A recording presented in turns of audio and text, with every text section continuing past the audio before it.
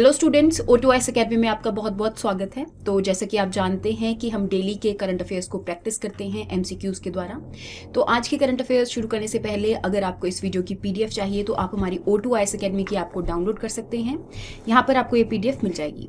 Start करते हैं आज के सबसे पहले क्वेश्चन से, that is related to strait of Hormuz. Strait of Hormuz के रिगार्डिंग बात करूं तो सबसे पहली बात तो आपको ये पता होना चाहिए कि एक स्ट्रेट क्या होता है। तो स्ट्रेट एक नैरो वाटर बॉडी है जो कि दो वाटर बॉडीज को कनेक्ट करता है। तो इन द सेम वे जो मिडिल ईस्ट वाला रीजन है, तो यहाँ पे पर्शियन गल्फ में एंट्री करने के लिए एक स्ट्रेट से होकर गुजरना पड़ता है जिसका नाम है स्ट्रेट ऑफ हॉर्मुज। यहाँ पे अगर आप देखेंगे तो सबसे पहली जो कंट्री यहाँ पर लोकेटेड है दैट इज ओमान। और इवन इंडिया का जो ऑयल इंपोर्ट है, जो कि 1/5 ऑयल इंपोर्ट है, वो ओमान से किया जाता है। तो दैट मीन्स आपकी जो फर्स्ट स्टेटमेंट है this is correct. Second statement के रिगार्डिंग अगर मैं बात करूं कि गल्फ रीजन के अंदर ओमान ही एक ऐसी कंट्री है जिसके साथ इंडिया अलग अलग मिलिट्री एक्सरसाइजेस को कंडक्ट करवाता है, चाहे एयरफोर्स की एक्सरसाइज हो, चाहे आर्मी की एक्सरसाइज हो, या फिर नेवी की एक्सरसाइज हो। फॉर एग्जाम्पल आर्मी की एक्सरसाइज जो ओमान और इंडिया के बीच में कंडक्ट करवाई जाती है उसका नाम है अल नजा। इन द सेम वे जो एयरफोर्स एक्सरसाइज है दैट इज ईस्टर्न ब्रिज, और जो नेवी की एक्सरसाइज है जो ओमान और इंडिया के बीच में कंडक्ट करवाई जाती है दैट इज नसीम अल बहार। तो ये कुछ चीज़ों के बारे में आपको पता होनी चाहिए। इवन आपको जो भी कंट्रीज जो कि न्यूज़ में चल रही हैं उसके रिगार्डिंग भी पता होना चाहिए। फॉर एग्जाम्पल अगर मैं मिडिल ईस्ट के बारे में बात करूं तो यहाँ पे आपको बहुत सारी कंट्रीज जो हैं ये देखने को मिलेंगी। Yemen, Oman, UAE, Bahrain, Qatar, Saudi Arabia, Iran, Iraq, ये सारी कंट्रीज जो हैं यहाँ पे आपको देखने को मिलेंगी। तो दैट मीन्स यहाँ पे आपकी दोनों की दोनों जो स्टेटमेंट्स हैं ये करेक्ट हो जाएंगी। नेक्स्ट क्वेश्चन के बारे में बात कर लेते हैं, that is related to Western Ghats. तो सबसे पहली बात तो कई बार आपको ज्योग्राफी में भी क्वेश्चन पूछा जाता है कि वेस्टर्न घाट्स जो है वो इंडिया की कौन कौन सी स्टेट्स में लोकेटेड है।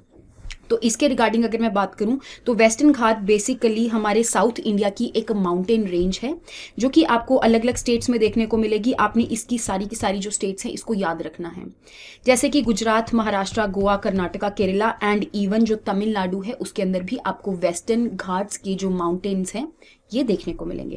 तो दैट मीन्स आपकी जो फर्स्ट स्टेटमेंट है ये करेक्ट हो जाएगी। सेकंड स्टेटमेंट के बारे में अगर मैं बात करूं तो जैसा कि आप जानते हैं कि ऑल ओवर दी वर्ल्ड आपको बायोडाइवर्सिटी हॉटस्पॉट्स जो हैं ये देखने को मिलेंगे। इन द सेम वे 4 ऐसे बायोडाइवर्सिटी हॉटस्पॉट्स हैं जो कि इंडिया के अंदर आपको देखने को मिलेंगे। एक उसमें से है वेस्टर्न घाट्स, देन इज आपका अंडमान निकोबार वाला रीजन आ जाएगा, सुंडालैंड आ जाएगा, इंडो बर्मा वाला रीजन आ जाएगा और हिमालय वाला रीजन आ जाएगा। तो बेसिकली 4 बायोडाइवर्सिटी हॉटस्पॉट्स जो हैं आपको इंडिया के अंदर देखने को मिलेंगे। इसके अलावा जो वेस्टर्न घाट्स है वो यूनेस्को की भी वर्ल्ड हेरिटेज साइट की लिस्ट के अंदर इंक्लूडेड है। तो दैट मीन्स यहाँ पे आपकी तीनों की तीनों जो स्टेटमेंट्स है ये करेक्ट हो जाएगी। नेक्स्ट क्वेश्चन के बारे में बात कर लेते हैं, that is related to Italian hydro electric power project. तो अगर मैं इस हाइड्रो इलेक्ट्रिक पावर प्रोजेक्ट के बारे में बात करूं, सबसे पहली बात तो ये अरुणाचल प्रदेश में दिबांग वैली के ऊपर ये हाइड्रो इलेक्ट्रिक पावर प्लांट जो है इसको बनाया गया है। जैसा कि आप जानते हैं कि दिबांग वैली जो है, दिबांग रिवर जो है वो ब्रह्मपुत्र की एक ट्रिब्यूटरी है। तो आपने याद रखना है कि ये 3000 मेगावाट का जो प्रोजेक्ट है ये अरुणाचल प्रदेश के अंदर दिबांग रिवर पर सिचुएटेड है। इसके अलावा आपको हाइड्रो इलेक्ट्रिक पावर प्लांट के बारे में भी पता होना चाहिए। फॉर एग्जांपल यहाँ पे बड़े बड़े जो डैम्स हैं उनको बना दिया जाता है, और जब भी पानी जो है इतने बड़े बड़े डैम से या फिर इतनी हाइट से नीचे गिरता है तो टरबाइंस जो हैं वो रोटेट करती हैं और अल्टीमेटली यहाँ पे इलेक्ट्रिसिटी की जो प्रोडक्शन है इसको किया जाता है। तो दैट मीन्स यहाँ पे आपका जो आंसर है that is Arunachal Pradesh. Next question के बारे में बात कर लेते हैं, that is related to e nature risk profile. तो जैसा कि आप जानते हैं कि वर्ल्ड इकोनॉमिक फोरम की जो समिट है वो हर साल कंडक्ट करवाई जाती है डेवोस के अंदर स्विट्जरलैंड में। तो ये मैंने आपको चीज़ पहले भी बताई थी। तो इसी के बेसिस पर उन्होंने एक प्रोफाइल को लॉन्च किया है जिसका नाम है ई नेचर रिस्क प्रोफाइल। इसके अलावा भी जिस टाइम पे दिसंबर के अराउंड मैंने आपको करंट अफेयर्स करवाए थे तब भी मैंने आपको बताया था कि जो कॉन्फ्रेंस ऑफ पार्टीज नंबर 15 है, तो कन्वेंशन ऑन बायोडाइवर्सिटी जो है, जो कि अर्थ समिट के द्वारा यहाँ पे 1992 में बनाया गया था। इसके अलावा भी बहुत सारी जो इंस्टीट्यूशन ऑर्गेनाइजेशंस है ये बनी थी। फॉर एग्जांपल कन्वेंशंस बनी थी, फॉर एग्जांपल UNFCCC हो गया, देन इज UNCBD हो गया जो कि कन्वेंशन ऑन बायोडाइवर्सिटी है। तो उसी कन्वेंशन की जो कॉन्फ्रेंस ऑफ पार्टीज नंबर 15 है ये पिछले साल 2022 के अंदर कंडक्ट करवाई थी दिसंबर में। उस टाइम पे एक जो फ्रेमवर्क है उसको साइन करवाया गया था, that is Kunming Montreal global biodiversity framework. इस फ्रेमवर्क के अंदर बताया था कि हमारी बायोडाइवर्सिटी को आगे आने वाली किन किन चीज़ों से रिस्क है या फिर किन किन चीज़ों से थ्रेट है। तो यहाँ पे अलग अलग 4 गोल्स जो हैं, 23 रिस्क्स जो हैं, उनके बारे में बताया था। तो इसी के बेस पर जो वर्ल्ड इकोनॉमिक फोरम है उन्होंने भी अपनी रिस्क प्रोफाइल जो है इसको लॉन्च किया है, ताकि ये यहाँ पर चेक करें कि हर एक कंपनी को एनालाइज कर सके कि वो नेचर को कितना ज़्यादा इम्पैक्ट कर रही हैं या फिर वो नेचर के ऊपर कितना ज़्यादा डिपेंडेंट है। तो दैट मीन्स यहाँ पे आपकी दोनों की दोनों जो स्टेटमेंट्स हैं ये करेक्ट हो जाएंगी। नेक्स्ट क्वेश्चन के बारे में बात कर लेते हैं, that is related to Asmi machine pistol. तो अगर मैं इस पिस्टल के बारे में बात करूं तो 9 मिलीमीटर बैरल की ये जो पिस्टल है, इसका आस्मी का मतलब है प्राइड या फिर सेल्फ रिस्पेक्ट भी है। ये बेसिकली हमारी इंडियन आर्मी के लिए एक मशीन पिस्टल बनाई गई है जो कि DRDO और इंडियन आर्मी ने मिलकर बनाई है। इसके अलावा ये न्यूज़ में इसीलिए है क्योंकि रिसेंटली इसकी 3D प्रिंटिंग की गई है। 3D प्रिंटिंग के रिगार्डिंग अगर मैं बात करूं तो बेसिकली एक मशीन है जो कि एक प्रिंटर की तरह बिहेव करती है। ये जो प्रिंटर है यहाँ पर एक पर्टिकुलर मटेरियल को यूज़ करता है जिससे कि इस मशीन को बनाया जा सके, जिससे कि इस मशीन पिस्टल को बनाया जा सके। तो वो जो मटेरियल है लेयर बाय लेयर जो है इसकी डिपोजिशन करता है और अल्टीमेटली यहाँ पे आपको 3D प्रिंटिंग जो है ये देखने को मिलेगी। तो बेसिकली आपकी यहाँ पे दोनों की दोनों जो स्टेटमेंट्स हैं ये करेक्ट हो जाएंगी क्योंकि रिसेंटली इसको 3D प्रिंटिंग से ही बनाया गया है। इवन इसके जो ट्रिगर कंपोनेंट्स हैं ये भी इसके अंदर इंक्लूडेड हैं। तो आंसर बनेगा बोथ 1 और 2। नेक्स्ट क्वेश्चन के बारे में बात कर लेते हैं, that is related to trademarks. तो ट्रेडमार्क्स के रिगार्डिंग बात करूं तो आपने इंडियन एक्सप्रेस में भी देखा होगा कि सबवे और सुबब जो है उनका जो ट्रेडमार्क का वायलेशन है, बेसिकली इसका केस जो है वो दिल्ली हाई कोर्ट में पेंडिंग है। तो इसी के रिगार्डिंग ये जो आर्टिकल है इंडियन एक्सप्रेस में आया था। तो अगर मैं ट्रेडमार्क के बारे में बात करूं तो जैसा कि आप जानते हैं कि हर एक कंपनी अपने जितने भी प्रोडक्ट्स को लॉन्च करती है तो उन प्रोडक्ट्स के ऊपर एक पर्टिकुलर लोगो बना रहता है। फॉर एग्जाम्पल अगर मैं शूज़ की बात करूं तो एडिडास हो गया, नाइकी हो गया, प्यूमा हो गया। इस इन द सेम वे ऐसे बहुत सारे ट्रेडमार्क्स जो हैं आपको उनके जो लोगोज हैं देखने को मिलेंगे, जैसे कि नाइकी का एक चेक बना रहता है। तो ये जो चेक है ये कोई भी अदर कंपनी जो कि शूज़ प्रोड्यूस करती है या फिर शूज़ की मैन्युफैक्चरिंग करती है वो इसको कॉपी नहीं कर सकती। अगर उन्होंने अपने पर्टिकुलर प्रोडक्ट को लॉन्च करना है तो उनको इसके अलावा या फिर इसी के अंदर कोई चेंजेस लाकर ही इस लोगो को यूज़ करना पड़ेगा।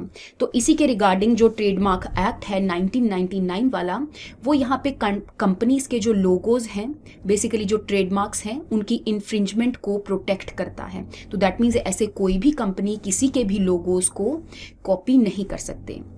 जैसे कि आपने इवन जो लोकल मार्केट्स हैं उसमें भी देखा होगा कि कई बार वहाँ पे शूज़ मिलते हैं और उनमें एडिडास की जगह एबीबास लिखा रहता है।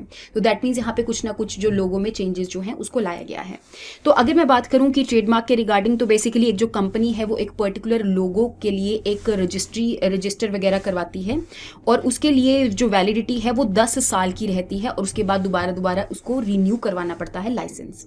तो दैट मीन्स आपकी फर्स्ट स्टेटमेंट जो है वो इनकरेक्ट हो जाएगी। 100 सालों के लिए ये वैलिडिटी नहीं होती। इसके अलावा अगर मैं बात करूं कि कोई भी इन्फ्रिंजमेंट जो है उसे प्रोटेक्ट करने के लिए ही ट्रेडमार्क एक्ट जो है हर एक कंपनी के लोगोस को प्रोटेक्ट करता है। तो ये स्टेटमेंट आपकी बिल्कुल करेक्ट हो जाएगी। आंसर बनेगा 2 ओनली। नेक्स्ट क्वेश्चन के बारे में बात कर लेते हैं, that is related to Egypt. तो इजिप्ट के रिगार्डिंग बात करूं तो जैसा कि आप जानते हैं कि रिपब्लिक डे परेड के टाइम पे यहाँ पे चीफ गेस्ट को बुलाया जाता है। तो इस टाइम पे इजिप्ट के जो प्रेसिडेंट हैं वो रिपब्लिक डे परेड 2023 के चीफ गेस्ट होने वाले हैं। तो इसी के रिगार्डिंग आपको उनका नाम भी याद होना चाहिए, that is Abdel Fattah al Sisi. तो इसके अलावा मैं इजिप्ट के बारे में बात करूँ तो जैसा कि आप जानते हैं कि अफ्रीका के बिल्कुल नॉर्थ ईस्टर्न वाले रीजन में आपको जो इजिप्ट है ये देखने को मिलेगा। इवन जो एशिया वाला रीजन है उसके वेस्टर्न वाली तरफ आपको जो सिनाई पेनिनसुला है ये भी इजिप्ट का ही पार्ट है।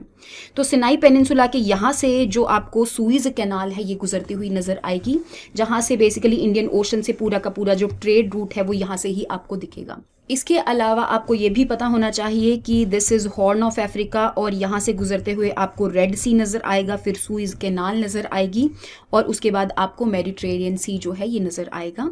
तो यहाँ पे आप देख सकते हैं कि इजिप्ट जो है वो नॉर्थ में मेडिटेरेनियन सी से सराउंडेड है और इवन ईस्ट वाली तरफ आपको रेड सी या फिर साउथ वाली तरफ आपको रेड सी देखने को मिलेगा। इसके अलावा आपको ये भी पता होना चाहिए कि कौन कौन सी कंट्रीज जो है वो इजिप्ट को बॉर्डर करती हैं, that is Libya and Sudan. तो सूडान के भी आप जैसे साउथ सूडान और नॉर्थ सूडान अब अलग अलग हो गए हैं, तो आपको ध्यान में होना चाहिए कि इट इज़ नॉर्थ सूडान। तो दैट मीन्स यहाँ पे आपकी दोनों की दोनों जो स्टेटमेंट्स हैं they are correct and the question is about incorrect statement. तो the answer is neither one and not to.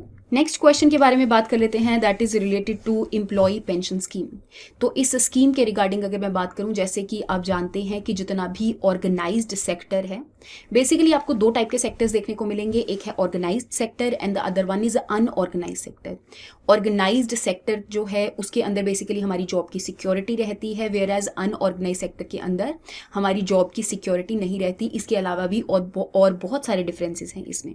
तो अगर मैं बात करूं एम्प्लॉय पेंशन स्कीम के रिगार्डिंग, तो बेसिकली इस स्कीम के अंदर एक जो एम्प्लॉयर है और दूसरा एम्प्लॉय है, ये दोनों 12% जो है इस स्कीम में कंट्रीब्यूट करते हैं, ताकि यहाँ पे जो कि रिटायरमेंट के बाद जिसकी की एवरेज एज जो है दैट इज 58 ईयर्स और अल्टीमेटली 58 ईयर्स के बाद जो एम्प्लॉय है वो इस मनी को विड्रॉ करवा सकता है। तो बेसिकली उसको प्रोविडेंट फंड जो है वो यहाँ पर मिलता है, वो इसलिए मिलता है क्योंकि इस स्कीम के तहत ही जो एम्प्लॉयर और एम्प्लॉय है यहाँ पर पूरी जितना भी उनका जॉब का टेन्योर रहता है उस टाइम पे 12% जो है इस स्कीम के अंदर या फिर इस फंड के अंदर कंट्रीब्यूट करते हैं, जो कि रिटायरमेंट के बाद मिलता है।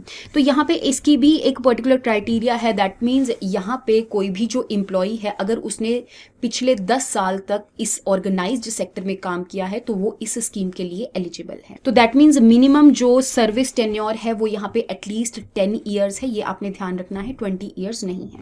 तो that means first statement is incorrect and even second statement में यहाँ पे 20% कॉन्ट्रीब्यूशन की बात करी गई है, जो कि 12% रहता है। तो यहाँ पे जो आंसर बनेगा that is neither one and nor to.